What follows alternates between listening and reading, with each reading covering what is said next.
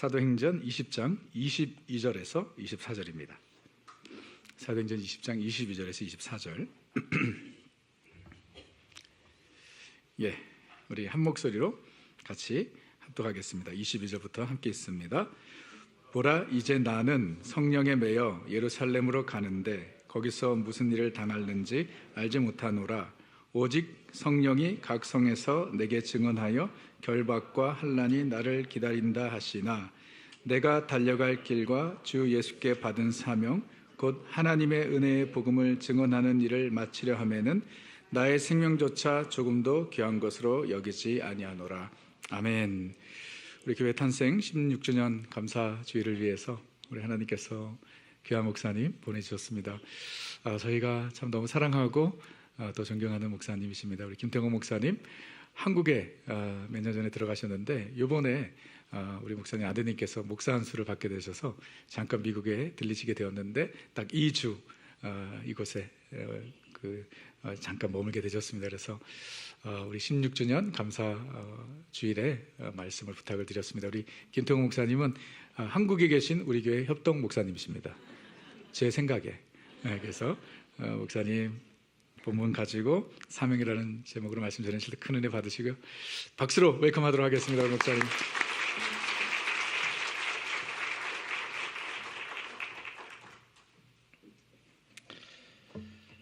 네, 제가 디사이플 교회 비공식 협동 목사 맞을 것 같습니다.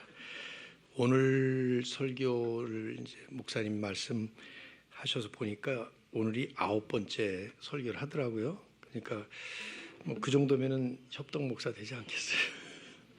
여러분은 제가 무슨 설교를 했는지 기억 못 하시겠지만, 네, 이렇게 뜻깊은 날 함께 동참하게 돼서 너무 감사하고, 목사님께도 개인적으로 말씀을 드렸지만 저는 이제 한 6년 전에 목회는 은퇴를 하고 이제는 저보다 후배 되시고 좀 젊은 목사님들, 특별히 이제 개척하시는 목사님들을 코칭하는 일을 하고 있습니다. 그러다 보니까 이제 이 교회 저 교회 많이 다니게 되는데 디사이플 교회처럼 이렇게 건강하게 은혜롭게 교회가 잘 성장하고 또 사명을 잘 감당하는 교회들 찾는 일이 쉽지 않은 것 같아요. 참 아쉬운 말인데 목사님께 그래서 아까 격려를 해드렸습니다. 16년 은혜 가운데 잘 오셨겠지만 계속해서 이렇게 아름다운 사역을 잘 해나가시면 너무 좋겠다 했습니다. 여러분도 감사하시면서 또 자랑스럽게 생각하셔도 좋을 것 같아요. 어려운 시대에 참 귀한 교회를 하나님이 세우셨고 또 지난 세월 동안도 축복하셨지만 지금도 이렇게 잘 하고 계셔서 격려해드리고 싶습니다. 축하드립니다. 네, 너무 좋습니다. 제가 잠깐 기도하고 오늘 말씀을 함께 나누겠습니다. 하나님 고맙습니다. 16년 전에 교회의 머리 되시고 또 주인 되시는 우리 주님께서 이곳에 귀한 주님의 교회를 세우시고 지난 16년 동안 은혜로 인도하셨을 뿐만 아니라 그 주님의 사명을 위해서 매진하며 잘 달려올 수 있도록 축복해 주신 것 진심으로 감사합니다. 이 어지러운 세상에 참 어두운 이 땅에 주께서 원하시는 일들을 위해서 세우신 교회가 하나님의 영광을 계속 멋지게 발휘하게 하시고 주님의 복음의 은혜를 잘 전하는 아름다운 교회로 계속해서 지켜 주시옵소서. 오늘 16번째 이렇게 생일을 맞이하면서 함께 축하하고 또 격려하고 감사할 때 주의 풍성한 은혜가 우리 가슴에 새겨지게 하시고 이 시간 함께 말씀을 나누면서 계속되는 교회의 사명이 무엇인지 또 더 묵상하고 힘있게 달려가는 또 좋은 그런 시간 되도록 이 말씀 시간을 축복해 주시옵소서. 무엇보다 말씀의 유일한 주인 되시는 예수 그리스도만 높임을 받는 시간이 되도록 이 시간을 주님께 올려드립니다. 주께서 은혜 베풀어 주옵소서. 예수님의 이름으로 기도드립니다. 아멘. 18세기 영국의 유명한 정치가 윌리엄 윌버포스라고 하는 분이 있습니다. 아마 아시는 분은 잘 아시지만 또 모르는 분들은 전혀 모르는 그런 분 같아요. 오스키네스라고 하는 기독교 사회학자가 이토록 훌륭한 분이 이토록 알려지지 않을 수 없다라고 그렇게 묘한 말을 했던 사람인데, 전기 작가인 존 폴럭이 영국 역사상 가장 위대한 도덕적 업적이라고 극찬을 했고, 또 역사가 트레블리안이 세계 역사상 가장 놀라운 획기적인 사건이었다 말을 했던 영국 노예 매매법을 폐지시킨 장본인이며 또한 주인공입니다. 이분은 73세의 세상을 떠날 때까지 거의 50년 동안을 오직 이 노예 매매법 폐지하는 이 일에만 자신의 삶을 다 바쳤던 사람이에요. 그 당시 이제 주로 아프리카에서 흑인들을 잡아다가 노예로 팔아넘기고 뭐 이런 일들을 했던 이 노예 매매 제도라고 하는 것은 당시에 전 세계가 다 뭐 당연하다고 용인하던 그런 제도였고, 더구나 영국은 이 국가 재정에 국고의 가장 큰 비중을 차지하던 일종의 수입원이었습니다. 그러니 그 당시 그 기득권층들로서는 이 법을 폐지할 이유가 없었던 거죠. 그런데 하원 의원인 윌버포스가 이걸 폐지하겠다고 나서니까 처음부터 얼마나 방해가 심했겠습니까? 위협, 공갈, 실제로 목숨의 위협을 느꼈던 적도 여러 번 있었습니다. 한 친구가 그게 보낸 편지를 보면 이런 말을 했어요. 나는 언젠가 자네가 폭도들에게 잡혀서 난도질을 당해서 아프리카 상인들 손에 바베큐가 되었다라는 뉴스가 나올 것 같은 염려가 든다. 그런 말까지 했어요. 그럼에도 불구하고 50년 정치 생활을 하는 동안 그런 그 한평생을 흔들림 없이 오직 이 법안 폐지 운동 하나만을 위해서 자신의 삶을 다 바쳤어요. 그의 나이 73세가 되었을 때 임종을 기다리고 있는 그 자리에서 라디오 방송이 나옵니다. 드디어 노예 매매법이 폐지되었다. 영국 전역에 방송이 돼요. 3일 뒤에 그는 숨을 거두었죠. 그의 후계자가 되어서 그 사명을 계속 이어갔던 토마스 박스턴이라고 하는 그 하원 의원은 수레했습니다. 이렇게 훗날 역사상 가장 중요한 법조문이었던 노예 해방 법령이 하원에서 통과되는 바로 그 순간 우리 동지의 영혼은 수고를 끝내고 세상을 떠나가고 있었다. 한 역사가는 윌버포스가 이룩해놓은 도덕개혁이 영국을 부패 늪에서 구해냈고 장차 화려한 빅토리아 시대의 기초를 닦아놓게 되었다. 극찬을 했습니다. 질문이 생깁니다. 윌버포스를 한평생 그 위험에도 불구하고 그 방해에도 불구하고 한 방향을 향해서 달려가도록 이끌었던 원동력이 무엇일까? 무엇이 이 사람으로 하여금 그 생애 전체를 그 수많은 위협과 방해에도 불구하고 굴하지 않고 흔들림 없이 끝까지 갈 수 있었도록 만들어 주었을까? 오스기네스라고 하는 분은 딱 한마디로 얘기를 했어요. 그것은 자신에게 주신 하나님의 사명에 대한 분명한 확신 때문이었다.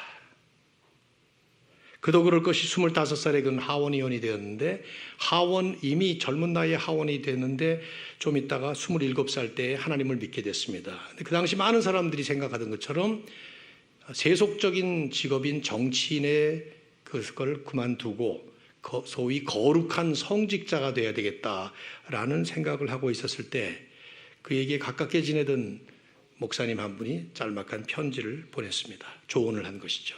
우리가 잘 아는 Amazing Grace라고 하는 그 찬송의 작사가인 존 뉴턴 목사님이 편지를 쓴 거예요.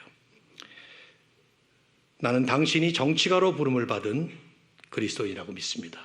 성직자가 아닌 정치가로 사는 것이 주님께서 당신에게 주신 사명이라고 나는 생각합니다.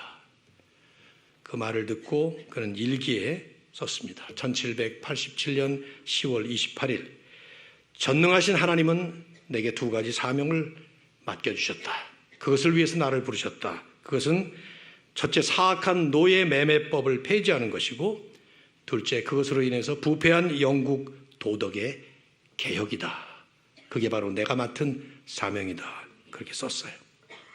그리고 실제로 그 사명에 대한 확신이 윌버포스로 하여금 한평생을 달려가도록 만들어 주었던 것이죠. 하지만 이것은 이 윌버포스에게만 해당되는 얘기는 아니에요. 모든 사람이 하나님의 부르심 따라 삽니다. 아는 사람이 있고 모르는 사람이 있을 뿐이에요. 이 자리에 있는 어느 누구도 내가 원해서 혹은 내가 계획을 해서 자신의 생년월일에 자신의 출생지에서 태어난 사람은 아무도 없습니다. 그러신 분 계신가요? 하나님이 부르셔서 이 땅에 오고 하나님이 부르실 때 우리는 떠나갑니다. 아는 사람이 있고 모르는 사람이 있는 것뿐이에요. 우린 누구나가 다 창조주 하나님이 부르셔서 이 땅에 오게 되고 또 부르시면 떠나가게 되는데 하나님의 부르심으로 왔다가 부르심으로 가는 그때까지 모든 삶 전체는 사실은 하나님께서 우리에게 맡기신 사명 때문에 사는 것입니다. 그 사명, 신비한 하나님의 섭리 속에 우리를 이 땅에 보내신 창조주 하나님이 우리에게 원하시는, 우리를 통해서 기대하시는 그 사명, 그것 때문에 우리는 이 땅에 살아가는 것이죠. 그걸 믿게 된 사람들이 크리스찬이고 그걸 알지 못하는 사람들이 우리가 흔히 말하는 넌 크리스천들입니다. 그걸 믿게 된 사람들의 모임이 바로 교회인 것입니다. 그래서 교회는 교회의 머리 되고 주인 되시는 예수님께서 이 땅에서 바로 이런 개인적인 사명이 하나가 되어서 공동체의 사명으로 확신을 가지고 살아갈 수 있도록 그렇게 세워주신 하나님의 공동체인 것이죠. 저는 하나님의 이 사명의 본질을 아주 잘 보여준 말씀 중에 하나가 오늘 본문이라고 생각해요. 본문은 24절 한 절이에요. 컨텍스트를 위해서 그 앞에 두 절을 읽었습니다만 바울은 자신의 생애의 그 마지막 단계로 들어가면서 이 고백을 한 것입니다. 3번에 걸친 선교 여행을 끝내고 이제 마지막으로 예루살렘으로 가면서 그는 이제 거기 가면 붙잡혀서 어쩌면 죽을지도 모른다는 아무튼 고난을 겪고 고통을 겪어야 될 것이라는 것을 아주 분명히 알고 있었습니다. 뭐 언제부터 알았는지는 몰라요. 사도행전을 읽다 보면 어느 시점에 성령께서 그에게 그런 분명한 말씀을 하셨던 것 같아요. 자세히 나오진 않지만 바울은 확신이 있었어요. 주님이 나를 예루살렘으로 보내시는구나. 에베소 장로들을 불러서 권면합니다. 여러 가지 많은 말씀을 하다가 그는 자신이 왜 이렇게 가야 되는지 그리고 이 길을 가고 있는 자신의 각오와 자세가 어떤 것인지를 짤막하게 24절 한 절에서 말씀하는 것이죠. 내가 달려갈 길과 주 예수께 받은 사명 곧 하나님의 은혜의 복음을 증언하는 이 일을 끝마치려 하매 나는 내 생명조차 귀한 것으로 여기지 않는다. 여기에 사명이라는 화두와 관련된 아주 중요한 내용들이 엑기스처럼 잘 녹아져 들어가 있어요. 첫째, 주님께서 맡기신 사명, 그것이 바로 내가 갈 길이다. 지금 내가 예루살렘으로 가는 것은 내 뜻이 아니고 내가 원해서도 아니고 하나님께서, 주님께서 나에게 맡기신 사명이기 때문이다 말하는 거예요. 둘째, 이 사명을 완수하는 것은 내 생명보다 귀하다. 내 삶이 곧 사명이다. 사명이 곧 내 생명이다. 그런 말이죠. 그 사명이 뭐냐? 셋째로 하나님의 은혜의 복음을 증언하는 것이다. 하나님의 은혜의 복음이라는 게 뭘까요? 간단하게 얘기를 한다면 이 세상은 절망이에요. 그리스도만이 유일한 소망이십니다. 하나님은 이 그리스도를 통해서만 얻을 수 있는 그 구원의 좋은 소식을 전하도록 하는, 그래서 하나님의 은혜의 복음을 전하는 그것이 바로 내 사명이다 말하는 것이죠. 그래서 네 번째 마지막으로 나는 이 사명을 마지막까지 내 생애가 끝날 때까지 이것을 하겠다, 완주하겠다, finishing my race 이런 표현을 쓰면서 주님 앞에 서는 그 마지막 순간까지 끝까지 어떤 어려움이 있어도 좌절하지 않고 포기하지 않고 중도하차하지 아니하고 끝까지 가겠다. 결박과 환난이 나를 기다리고 심지어 죽음이 기다리던 말이죠. 하나님의 은혜의 복음을 증언하라고 하는 주님의 그 사명, 그것이 내 생명보다 귀한 것이고 그게 내 남은 생애의 갈 길이기 때문에 나는 내 삶이 끝날 때까지 그 사명을 위해서 달려가겠다. 바울이 말한 것이죠. 바울의 개인 고백 같지만 사실은 그리스도를 주님으로 고백하는 크리스찬이라면 누구나가 다 예외 없이 이런 사명 때문에 사는 것입니다. 자, 질문할게요. 너무 쉽고 간단한 질문이에요. 여러분, 예수님 믿으면 언제 구원받습니까? 믿는 순간 구원받죠. 그렇죠? 빨리 질문하고 빨리 대답하는 것은 여러분이 그냥 쉽게 생각하시라고 그러는 거예요. 믿는 순간에 우리는 구원받습니다. 의로운 자로 칭함을 받게 되고 구원받는 거예요. 언제 우리는 우리 삶이 끝나도 구원받는 거예요. 천국 가는 겁니다. 그런데 두 번째 질문은 왜 예수 믿고 구원받았는데 여기 살아요? 네? 왜 이 땅에 살고 있죠? 이 땅에서 우리가 좀 더 거룩하게 완벽하게 변화되기 위해서 그런 이유도 있을 수 있겠지만 우리는 이 땅에서는 완전하게 변화되지 못해요. 마지막 주님 앞에 설 때에 그때 완벽하게 변화되는 것입니다. 점점 나아지긴 하지만 말이죠. 사명 때문이에요. 우리에게 맡겨주신 사명 때문에 주님이 얼마든지 온 세상 모든 민족을 다 구원하실 수 있었어요. 그런데 팔레스타인에서만 딱 3년 사역하시고 떠나가시면서 너희가 이제 바톤 체인지 해라. 맡아라. 땅끝까지 이르러 내 증인이 되리라. 말씀하시고 가신 것이죠. 그 사명 때문에 우리는 이 땅에 남아 사는 것입니다. 교회는 더더군다나 말할 것 없이 지상교회의 의미가 뭡니까? 지상교회는 절대로 완전하지 못합니다. 마지막에 완성된 하나님 나라에서 우리는 완벽한 교회, 완벽한 하나님의 나라를 맛보게 되는 거죠. 그럼 이 지상교회의 의미는 뭐예요? 사명 때문이에요. 이런 사명을 받은 한 분 한 분의 디사이플들이, 그리스도의 제자들이 함께 모여서, 특별히 디사이플 교회는 더하겠죠. 이름까지 그러니까. 그런 하나님의 사명을 위해서 16년 전에 교회를 세우셨고 16년 동안 인도해 오셨고 앞으로도 계속해서 인도해 나갈 것이기 때문이죠. 윌버포스가 부패했던 영국을 개혁하는 사명을 받았던 것처럼 사도 바울이 주님으로부터 은혜의 복음을 증언하는 그 사명을 받았던 것처럼 디사이플 교회도 마찬가지로 이런 하나님의 복음을 증언하는 사명 때문에 주님은 16년 전에 이 교회를 세우셨고 그리고 인도하셨고 앞으로도 인도하실 것입니다. 저는 이민 목회를 꽤 오래 했어요. 80년에 미국에 이민 와서 2019년도에 은퇴를 했는데 물론 그 중간에 한국에 나가서 13년 사역을 했습니다만은 어쨌든 이민 목회를 할 때마다 무척 강조했던 것들 중에 하나가 이 점이었던 것 같습니다. 왜냐하면 제가 80년 1월에 이제 우리 부모님들하고 같이 미국으로 이민을 올 때 우리는 아버님이 사업이 몰락을 해서 쉽게 표현하면 쫄딱 망해서 미국으로 이민 온 집이거든요. 그래서 미국에 가면은 아메리칸 드림을 꿈꾸면서 이제 왔는데 제가 와서 부름을 받고 목회자가 돼서 목회를 하다 보니까 우리 스스로가 만들어서 스스로 가두어 놓은 개념이 있더라고요. 우리는 이민자, 이런 이민자. 이게 무슨 말입니까?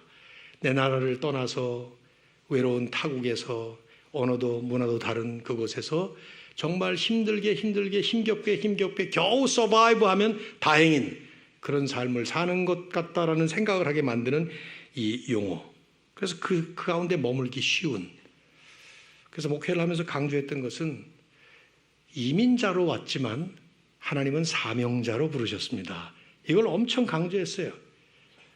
이시성을 가진 민자가 아니라 이제는 사시성을 가진 명자로 바뀌었습니다.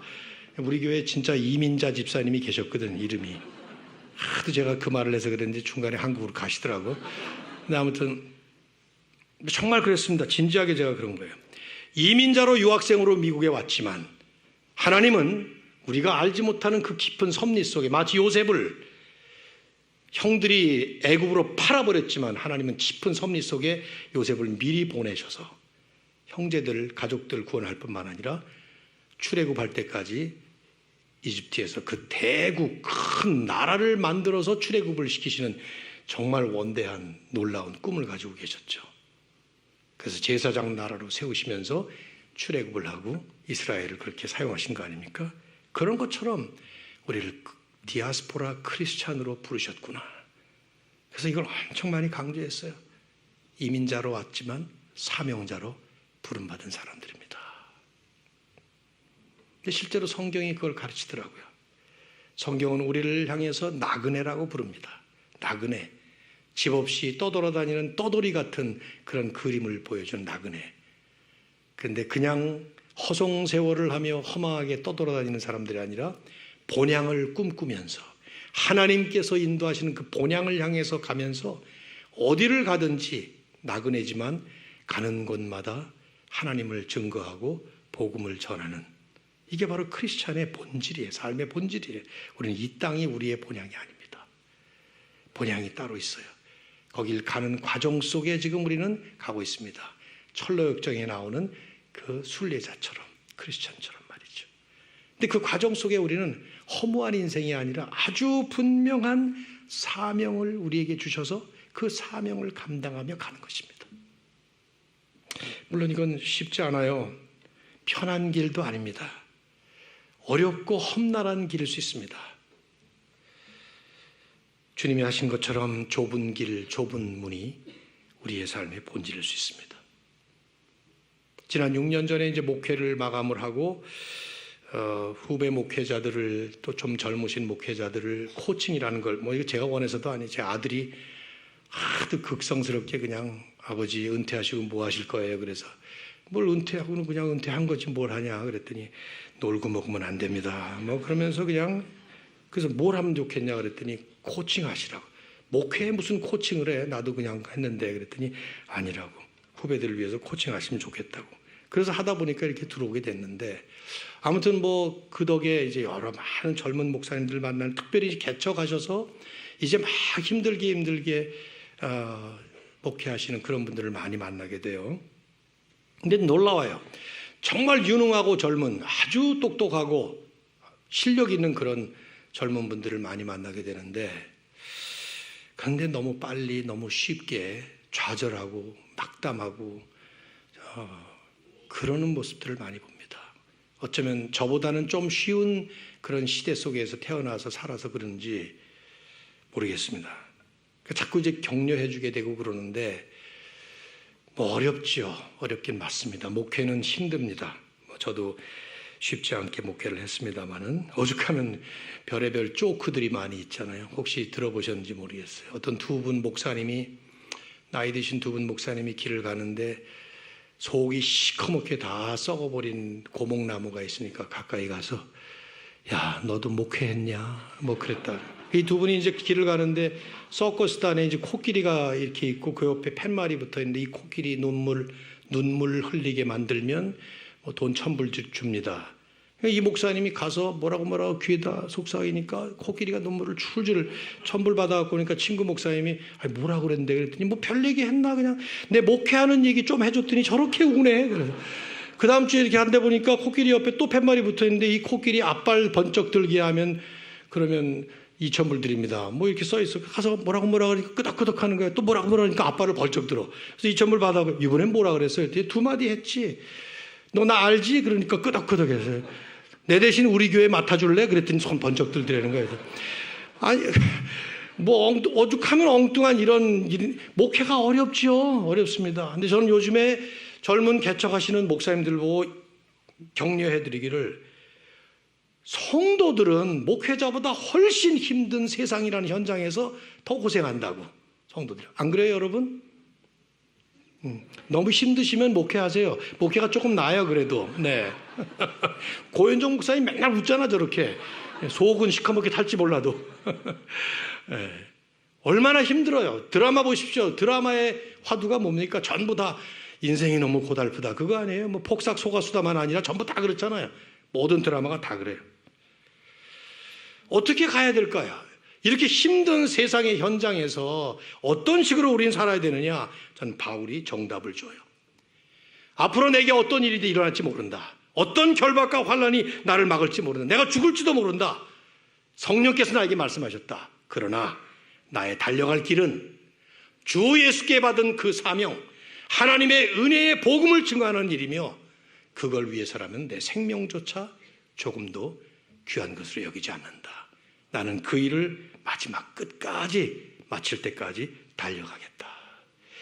주님의 사명에 대한 그 확신, 주님이 이 사명을 나에게 주셨구나. 그 확신이, 그 사명에 대한 확신이 사도 바울을 끝까지 달려가도록 만들어준 것이죠. 저는 우리 사랑하는 디사이플 교회의 성도님들 한 분 한 분의 개인의 삶도 그렇고 귀한 디사이플 교회도 그렇고 쉽지 않은 세상에서 복음을 전한다고 세상이 만만하게 받길 합니까? 얼마나 비아냥거리고 교회를 향해서 농락하고 그렇습니까? 그러나 이런 세상길을 가면서 주님이 맡기신 그 사명에 대한 확신이 있다면 지난 16년이 아니라 앞으로 10년, 20년 계속해서 반드시 하나님은 하나님대로 영광을 받으시고 여러분은 여러분들대로 하나님이 주시는 충만한 은혜의 축복을 누리리라 믿습니다. 두 가지를 좀 적용해 보겠어요. 간단하게. 첫째는 이 사명을 기억하고 확신한다 하는 이 얘기는 사명 그 자체에 대한 확실이 아닙니다. 정확하게 얘기한다면 사명을 주신 그분을 확신한다는 것입니다. 누굽니까? 주님이죠. 이 일 자체가 아니라 사역 자체가 아니라 그 일을 나에게 맡기신 그분, 우리 주님, 그분께서 영광을 받으시고 그분이 기뻐하시도록 우리는 그분을 전하고 그분과 함께 그분을 누리면서 그분을 세상에 전하는 것이죠. 이게 바울이 말한 뜻이에요. 그래서 바울은 또 다른 사람들에게는 다른 식으로 얘기를 했죠. 고린도 교회에 편지를 쓰면서는 나는 그리스도와 그의 십자가 외에는 알지 아니하기로 작정했다. 빌립보 교회는 뭐라 그랬습니까? 내게 사는 것이 그리스도니 죽는 것도 유익함이라. 살든지 죽든지 내 몸에서 그리스도만 존귀하게 드러나게 하겠다. 갈라디아 교회는 뭐라 그랬어요? 나는 그리스도의 십자가 외에는 자랑할 것이 없다. 뭐 이렇게 저렇게 다른 식으로 표현을 했지만 같은 얘기예요. 그리스도 그분, 내 주님 그분, 이분을 놓치면, 이걸 놓치면 모든 게 다 잘못되는 거예요. 사명도 우상이 되게 되고 심지어 교회도 우상이 될 수 있습니다. 기가 막힌 일을 해놔도 주님을 놓치면 다 놓치는 것입니다. 그래서 주님은 산상수훈을 말씀하신 다음에 마지막 결론에 7장에 가서 묘한 말씀, 등골이 서늘한 말씀을 하고 끝을 맺으셨죠. 마태복음 7장 21절 이하에 보면 그날에 많은 사람들이 내게 이르러 주여 주여 두 번이나 불렀어요. 주여 주여. 우리가 주의 이름으로 선지자 노릇했고 주의 이름으로 귀신을 쫓아냈고 주의 이름으로 많은 권능을 행하지 아니하였습니까? 이렇게 말하는 이 사람들이 자신만만했던 거예요. 오히려 주님한테 따지듯이 질문을 했으니까 말이죠. 당신의 이름으로 선지자 노릇했습니다. 뭡니까 그게? 선지자는 하나님의 말씀을 받아서 전파하는 거 아니에요? 저 같은 거예요 지금. 주님의 이름으로 우리는 목회했고 설교했습니다. 그렇게 말하는 것이죠. 주의 이름으로 귀신을 쫓았습니다. 영역을 행했다는 거예요. 주의 이름으로 많은 권능을 행하지 않았습니까? 기가 막힌 센세이션을 일으키는 일들을 이루어놓았다는 것이죠. 근데 정작 주님은 그렇게 기가 막힌 사역들을 한 그 사람들에게 내가 너희를 알지 못하니 내게서 떠나가라. 사역은 기가 막혔는데 번쩍번쩍거리는 그런 화려한 일들을 했는데 정작 주인 되시는 주님을 알지 못하는. 그래서 오스왈드 챔버스는 그런 말을 했어요. 예수 그리스도에 대한 헌신의 최대의 경쟁자, 그것은 그분을 섬기는 활동 그 자체다. 우리가 열심히 일하는 그 활동 그 자체가 오히려 주님께 헌신한 그 헌신의 the greatest competition, 가장 큰 경쟁이 된다는 거예요. 그러면서 하나님이 우리를 부르신 유일한 목적은 하나님을 만족시켜 드리는 것이지 그분을 위해 어떤 일을 하는 것이 아니다 말을 했습니다. 우리가 항상 기억해야 할 것은 나를 부르신 그분, 내게 목사면 목사로, 장로면 장로로, 여러분 성도면 성도로서 사명을 맡겨주신 바로 그분, 항상 그분을 기억하면서 그분을 높여드리면서 달려가는 것이죠. 교회가 잊지 말아야 될 것이 바로 이 점이에요. 교회의 머리 되시고 교회의 주인 되시는 그 주님을 잊어버리면 그럼 우리는 다 잃어버리는 거예요. 근데 그분을 잊어버리지 아니하고 그분을 바라보면서 믿음의 주요 온전케 하시는 주님을, 예수를 바라보자. 히브리서 기자가 말했던 것처럼 그렇게만 하면 구체적인 사명은 각자 다 다양하게 있고 우리는 끝까지 잘 달려갈 수 있는 것이죠. 또 하나 더 말씀을 드린다면 마지막까지 포기하지 않고 완주하는 것입니다.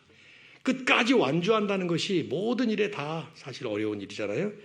여기도 마찬가지. 포기하거나 중도하차하지 아니하고 좌절하지 아니하고 마지막까지.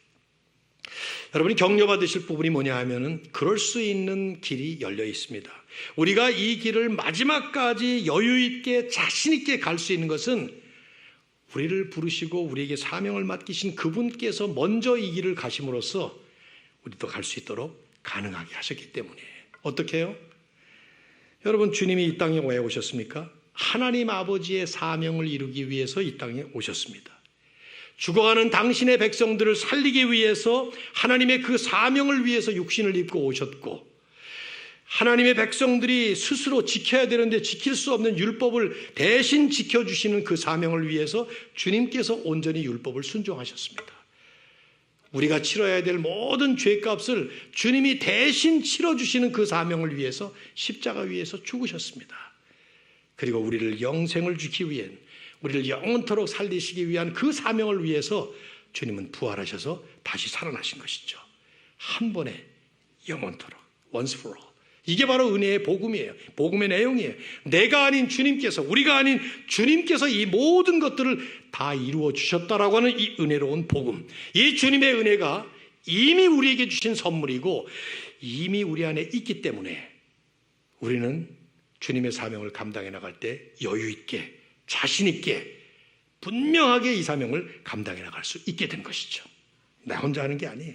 내가 이 일을 할 만한 자격이 있어서가 아니고 내가 능력이 있어서가 아니라 주님께서 이미 이루셨고 이루신 그 일을 이제 너희들이 한번 해봐 하면서 주님이 우리와 함께 동행하시면서, 그래서 부활하셔서 지금 우리와 함께 성령으로 오셔서 함께 연합해서 가고 계신 것이죠. 바울은 지금 그 얘기를 하는 겁니다. 내가 달려갈 길과 주 예수께 받은 사명 곧 하나님의 은혜의 복음을 증언하는 일을 마치려 하면은 생명조차 귀하게 여기지 않겠다 하는 이 말은 단순한 바울의 의지적인 다짐이 아니에요. 바울은 주님이 함께 간다고 하는 확신이 있었습니다. 이미 주께서 그 일을 다 이루셨다는 데 대한 확신이 있었어요. 그 이미 이루신 그 복음의 은혜와 능력을 자신이 함께 주님과 동참하면서 마지막까지 가겠다고 하는. 그래서 바울은 끝까지 finishing my race, 완주하겠다. 어떤 일이 있어도 끝까지 달려가겠다.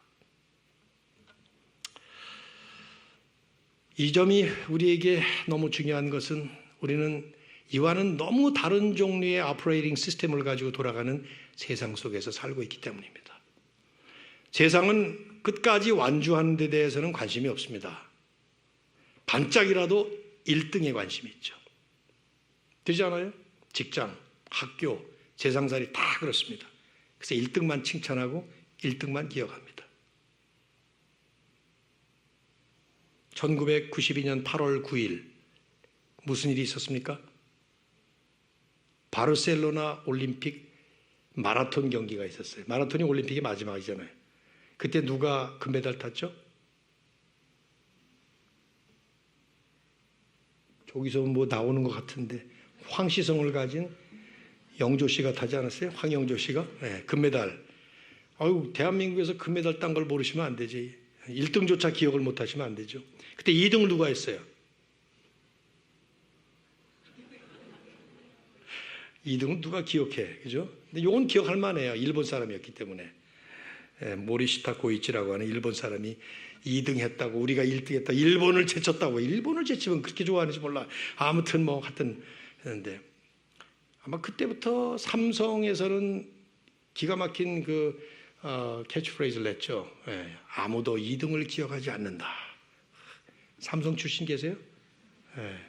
그래서 삼성이 지금 1등하고 있는지는 모르겠습니다만 맞는 말이에요. 아무도 2등 기억 안 하죠. 꼴등을 누가 했는지 기억하시나요? 꼴등을 누가 기억해? 저도 몰라요. 누군지 꼴등은. 근데 하나님은 1등, 꼴등 관심 없으세요. 상관하지 않습니다.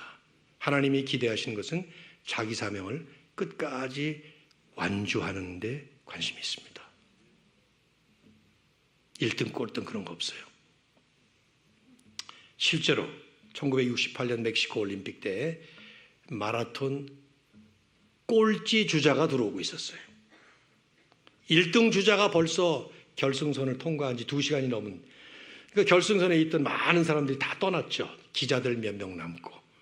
근데 꼴찌 주자가 들어오고 있었어요. 탄자니아에서 온 존 스티븐 아쿠아리라는 선수였습니다. 오다가 막 넘어져서 무릎이 깨지고 머리가 깨지고 붕대 감고 피가 철철 흐르는데 끝까지 달린 거예요. 기자가 입에다가 마이크를 대고 물었습니다. 당신 꼴찌인 줄 알면서 뭐하러 이렇게 무리하게 끝까지 달렸느냐. 그랬더니 그분이 한 말, 내 조국 탄자니아가 나를 여기 보낸 것은 마지막까지 포기하지 않고 달리라고 보냈. 나는 그 사명을 다하기 위해서 달린 겁니다. 그때 워싱턴 포스트는 타이틀에 이렇게 썼습니다. The greatest last place finish ever. 만약에 번역한다면 가장 위대한 꼴찌 주자. 그리고는 그 밑에다 줄을 달았어요. 존 스티븐 아쿠아리. 그는 역사상 가장 많은 사람들의 박수갈채를 받은 선수였다. 실제로 세상은 박수를 치지 않았지만 끝까지 완주한 초대교회 첫 번째 순교자였던 스데반이 돌 맞아 죽는 날, 스데반은 사실 최고의 실력자였어요. 사울도 그와 변론하면서 당하지 못했던 것 같아요. 바울 되기 전 사울이. 그래서 결국 사람들이 돌로 쳐 죽이는 겁니다. 근데 그때 돌 맞아 죽는 그 사람, 초대교회에 성령 충만한 사람 7을 뽑으라 할 때 첫 번째로 뽑힌 사람 아닙니까? 그런데 사도행전 자세히 읽어보시면 사도행전 6장과 7장을 보면 그는 성령 충만만 가지고서는 아마 성경 기자가 만족스럽지 않았는지 성령 충만, 은혜 충만, 지혜 충만, 믿음 충만, 능력 충만, 이 5가지를 다 충만이라고 썼어요. 앞으로 봐도 뒤로 봐도 옆으로 봐도 다 충만이야, 이분은. 근데 그런 사람인데 제대로 일도 못 해보고 피워보지도 못한 채 젊은 나이에 순교합니다. 돌 맞아 죽습니다. 그때 날아오는 돌들을 맞으면서 하늘을 올려다보니까 주님이 보이셨어요. 근데 그 주님이 하나님 보좌 우편에 우뚝 서 계셨습니다. 성경을 보면 예수님은 부활하시고 승천하신 주님은 언제나 하나님 보좌 우편에 앉아 계시다고 표현됩니다. 근데 거기서 딱 한 번 하나님 보좌 우편에 서 계셨습니다. 아마 제 느낌으로는 내가 만일에 주님이라면 초대교회의 첫 번째 순교자가 탄생하는 그 순간 주님은 앉아서 구경만 할 수 없었던 것 같아요. 천국으로 입성하는 그를 맞이하기 위해서 박수칠 준비라며 일어서신 것 아닌가, 이런 생각을 해봅니다. 돌이 날라와 머리를 깹니다. 가슴을 칩니다. 갈비가 부러지고 피가 철철 죽어가는데 그의 눈에는 오직 보좌 우편에 서 계신 주님 한 분만 보면서 순교를 합니다. 오스키네스는 소명이라는 책을 쓰면서 그 책 속에서 다른 모든 청중들을 밀어내는 단 한 분의 청중, 유일한 청중, Audience of One이라고 표현을 했습니다. 아마 종교개혁자들은 코람데오, 하나님 앞에서라는 말을 쓸지도 모르겠죠. 사람들의 박수 소리에 휘둘리지 아니하고 화려한 조명, 눈부신 조명에 현혹되지 않고 오직 나를 부르신, 내게 사명을 맡기신 나의 주인 주님 한 분만을 바라보면서 오직 그분의 초점을 맞추어서 마지막까지 달려가는. 세상은 꼴찌라고 했겠죠. 병신이라고 했겠죠. 일도 못한 채 저렇게 돌 맞아 죽는다고. 근데 주님은 보좌 우편에 일어서서 그를 맞으시면서 박수를 쳐주셨겠죠. 16년 잘 오셨습니다. 근데 여기가 끝이 아닙니다. 우리가 달려갈 길은 아직도 멀었습니다. 개인적으로, 교회적으로 끝까지 주님의 사명을 향해 주님만 바라보시면서 달려가시는 멋진 교회가 되시기를 우리 주님의 이름으로 축원합니다. 하나님 고맙습니다. 16년 동안 은혜 베푸셔서 여기까지 귀한 교회를 이끌어 오신 주님, 주님만 영광을 받으시고 계속 주님만 높여드리면서 맡겨주신 그 사명을 주님을 기쁘시게 해드리는 모습으로 잘 감당해 나가는 살아가는 성도님들 교회 되게 하여 주시옵소서. 예수 그리스도의 이름으로 간절히 기도드립니다. 아멘.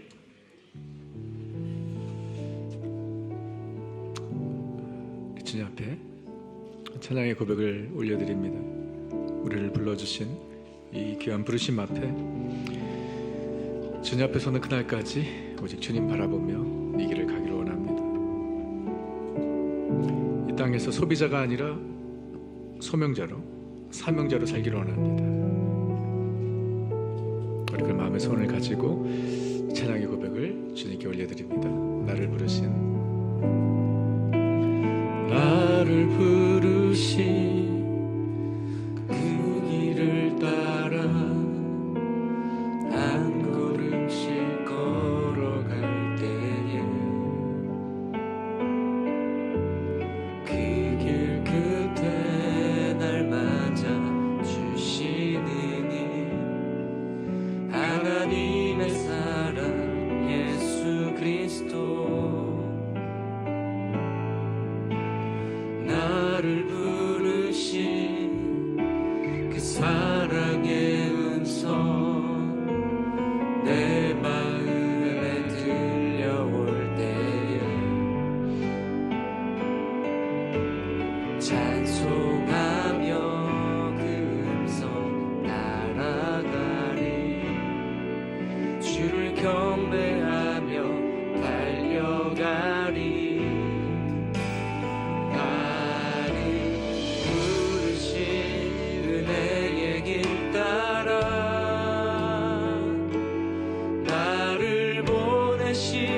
진리의 길 따라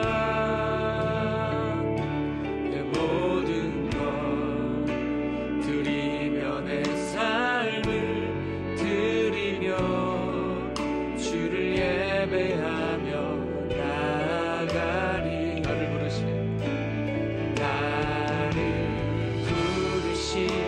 은혜의 길 따라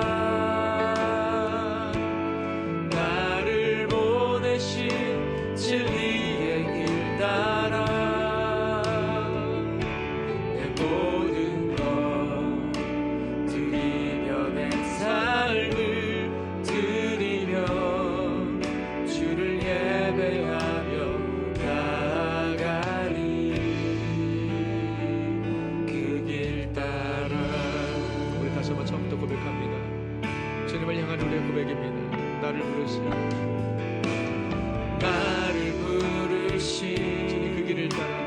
그 길을 따라 한 걸음씩 걸어갈 때 그 길 끝에 날 맞아 주시느니 하나님의 사랑 예수 그리스도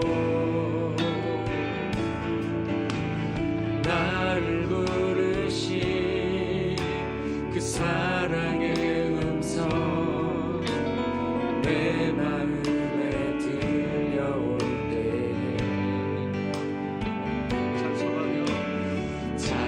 찬송하며 그 음성 따라가리 주를 경배하며 달려가리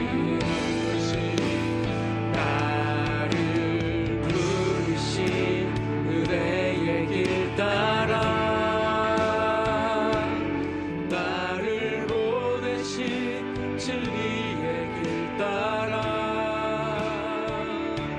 내 모든 것 드리며 내 삶을 드리며 주를 예배하며 나아가리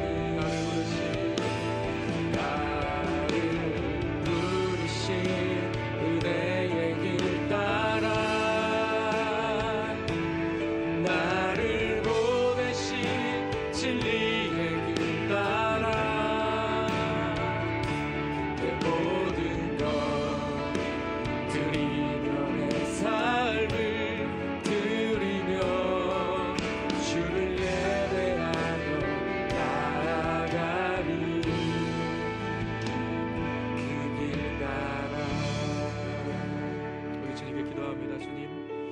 주님이 허락하신 이 귀한 길을 끝까지 달려갈 수 있도록 주님 나를 인도하여 주옵소서. 한번 사는 나그네 같은 인생 이 세상의 것을 다로 생각하고 전부로 생각하고 살지 않게 하시고 믿음의 지 온전케 하시는 예수 그리스도를 바라보며 사명자의 삶을 살아갈 수 있도록 주님 인도하여 주옵소서. 내 삶의 현장에서 내게 주신 삶의 일터에서 주님을 증거하며 주님을 높이며 살아가는 인생 되게 하여 주옵소서. 우리 그런 마음의 소원을 가지고 우리 각자 자신을 위해서 기도를 하겠습니다. 함께 기도합니다. 하나님 은혜를 감사합니다. 아버지 하나님 되셔서 불러주시고 하나님 아버지 하나님 감사합니다.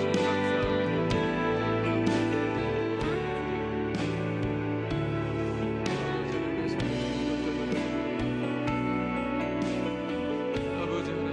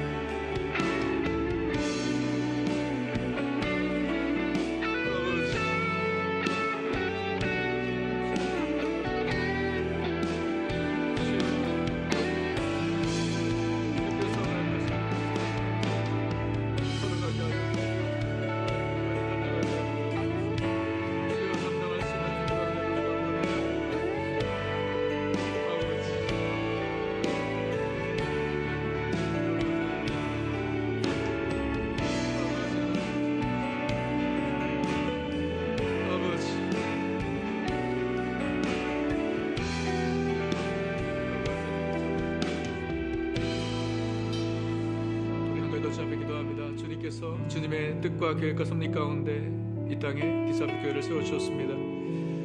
한 사람 한 사람을 그리스도의 온전한 제자로 삼아 코리안 디아스포라의 선교적 사명을 감당하는 교회로 주님께서 인도해 주셨습니다. 주님을 예배하는 예배 공동체로, 그리스도의 제자를 세우는 훈련 공동체로, 다음 세대를 세우는 비전 공동체로, 선교적 사명을 감당하는 선교 공동체로 주님께서 우리를 세워주시고 인도해 주셨습니다.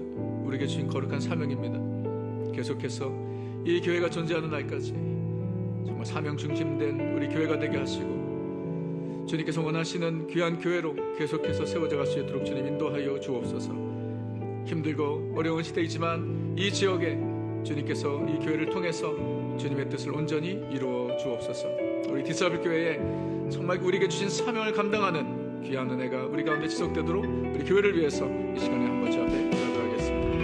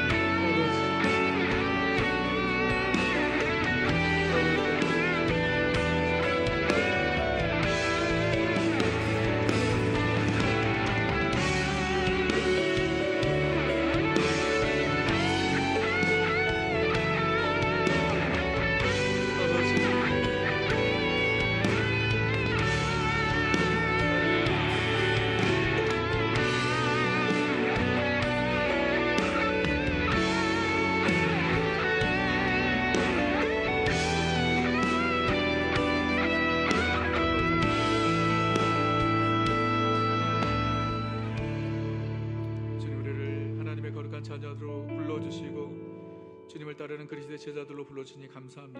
주님 만나는 그 순간까지 우리에게 예비하신 이 사명자의 길을 주님의 은혜와 능력으로 넉넉히 감당하는 우리 모두가 되게 하여 주옵소서. 우리 교회를 주님께서 사용해 주시니 감사합니다.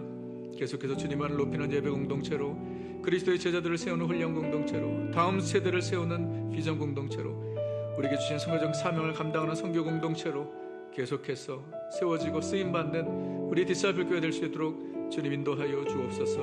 이 교회를 통해서 오직 예수 그리스도만이 존귀케 되기를, 그리스도만이 높임을 받으시기를 간절히 바랍니다. 주님, 이 교회를 다스려 주시고 통치하여 주옵소서. 감사와 찬양을 주께 올려드리며 예수님의 이름으로 기도합니다. 아멘. 우리 자리에서 일어나시겠습니다. 우리 앞장에 한번 인사하시기 바랍니다. 사명자로 사시기 바랍니다. 참 오실 때마다 귀한 말씀으로 우리에게 은혜 주셔서 너무 감사합니다. 우리 김태호 목사님, 감사하는 마음으로 우리 박수로 우리 감사합니다. 한국에 계신 우리 교회 협동 목사님이시죠. 네, 감사하고요. 오늘 우리 교회 탄생 주일이기 때문에 점심 식사를 꼭 하시고 하시고요. 제가 얘기를 들어보니까 반찬이 7가지나 된다고 합니다. 놀래지도 않으시네요. 그래서 하여튼 식사 꼭 하시고 교제하시고 하시면 되겠습니다. 우리 찬양으로 하나님 앞에 우리 고백을 드립니다. 내 손에 들려있는, 내 손에 들려있는 지팡이 사용하셔서 우리 주님만이 주 되심을 나타내소서. 맡겨주신 사명을 감당할 힘을 주시고 주 이름만 높이게 하소서. 다시 한번 처음부터 고백합니다. 내 손에 들려있는 지팡이 사용하셔서 주님만이 주 되심을 나타내소서. 맡겨주신 사명을 감당할 힘을 주시고 주 이름만 높이게 하소서. 완악한 세상에서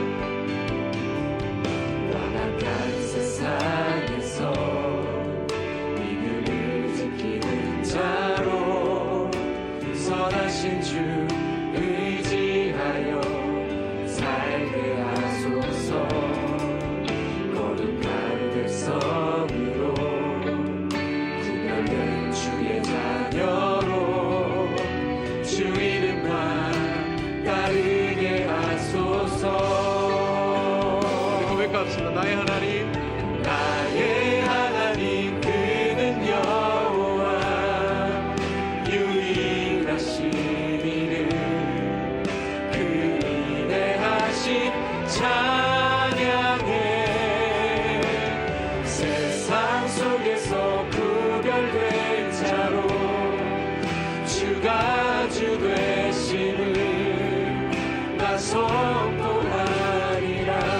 전부 다 전부 내 손에 들려있는, 내 손에 들려있는 지팡이 사용하셔서 우리 주님만이 주 되심을 주 되심을 나타내소서. 맡겨주신 사명 감당할 힘을 주옵소서. 감당할 힘을 주시고 주님의 이름만 높이게 하소서. 높이게 하소서. 완악한 세상에서 믿음을 지키는 자, 자로 선하신 주 의지하여 살게 하소서. 거룩한 백성으로 구별된 주의 자녀로 오직 주님의 이름만 주 이름만 따르게 하소서.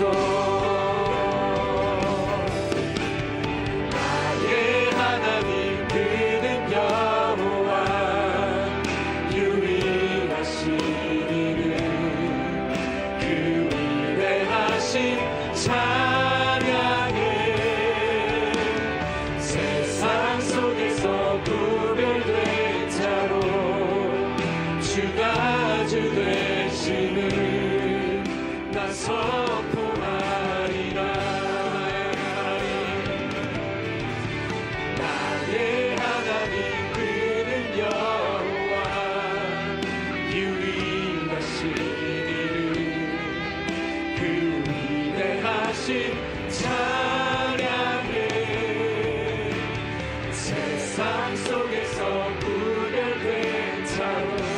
주 되심을 주가 주 되심을 우리 온 마음을 다하여 선포하시니 나의 하나님 나의 하나님 그는 여호와 유일하신 이는 그 위대하신 찬양에 세상 속에서 구별된 자로 주가 주 되심을 나 선포하리라.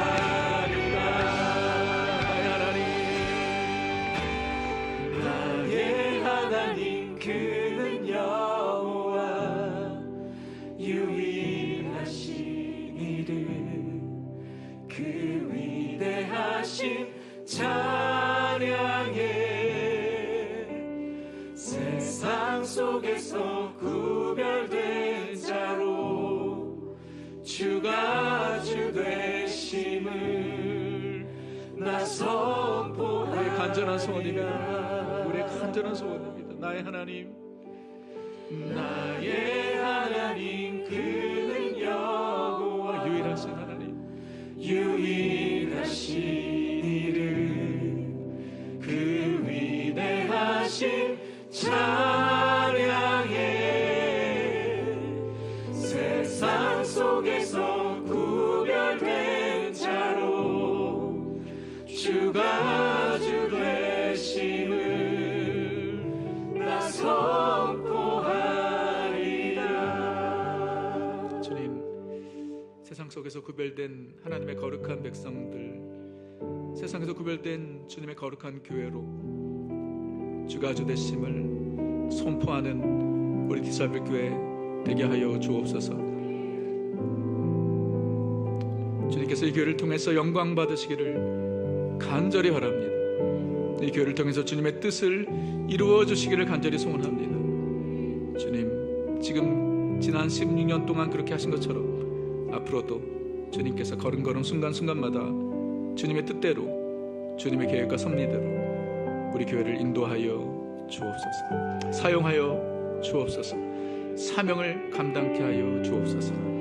이제는 우리 구주 예수 그리스도의 한이없인 은혜와 우리 하나님 아버지의 무한하신 사랑과 성령님의 감동과 위로 충만하심이 사명자의 이 거룩한 길을 주님 바라보며 달려가기 원하는 우리 모든 성도님들 머리 위에 지금부터 영원토록 함께 있을지어다. 아멘.